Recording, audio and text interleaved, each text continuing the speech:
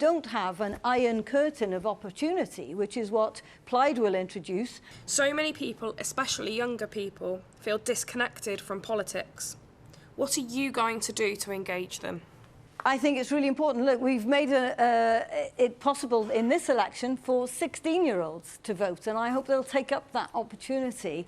But we're trying to make sure that young people are supported. You know, we have the most generous student maintenance offer in the United Kingdom, and we don't have an iron curtain of opportunity, which is what Plaid will introduce, saying you get less money if you study in England. I want people to go and experience a good education wherever they are, and of course I want them to come back to Wales afterwards.